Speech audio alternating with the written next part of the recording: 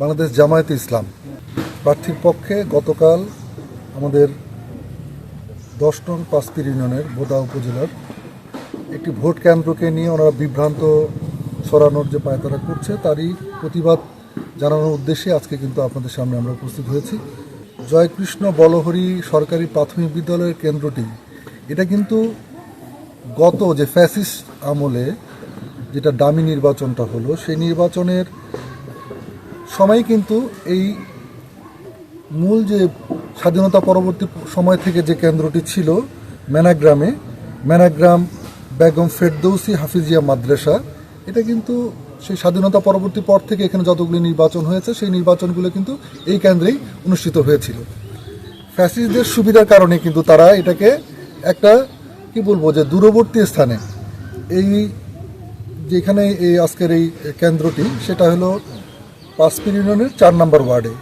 এখানে ইসলামপুর, ম্যানাগ্রাম এবং রতিরাম পাইকান এই 3টি গ্রামের মানুষ কিন্তু এখানে ভোট দিতে আসে।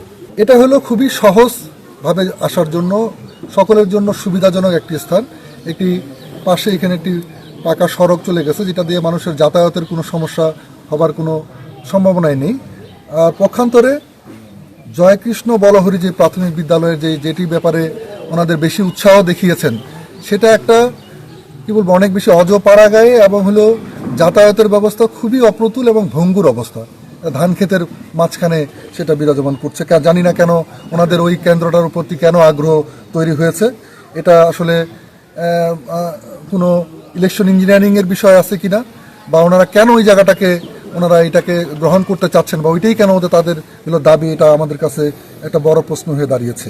আমরা যখন দেখলাম যে ফ্যাসিস্টদের যেই কেন্দ্রটা তারা ওইখানে নিয়েছিল সেটার ব্যাপারে আমাদের এখানকার স্থানীয় লোকজন এবং এখানকার যারা আমাদের দলীয় লোকজনরাও রয়েছে এনারা নির্বাচন কমিশনের একটা অ্যাপ্লিকেশন করে।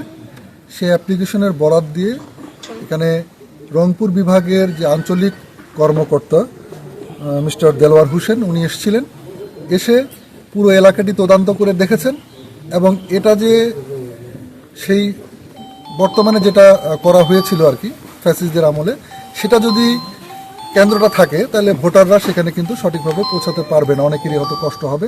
এটা বিবেচনায় উনি পুনরায় এই স্বাধীনতা পরবর্তী সময় থেকে যে কেন্দ্রটি ছিল সেই কেন্দ্রটিকেই উনি বহাল রেখে গেছেন। এ নিয়ে আর কোনো প্রশ্ন থাকবার কোনো বিষয় নেই। কিন্তু আমরা এতটুকুনি আপনাদেরকে জানাতে চাই এবং যিনারা এই ভোটকে কেন্দ্র করে বিভিন্ন রকম অপতথ্য, অপপ্রচার, বিভ্রান্তি ছড়াচ্ছে এদের ব্যাপারে আমরা একটু সজাগ থাকি।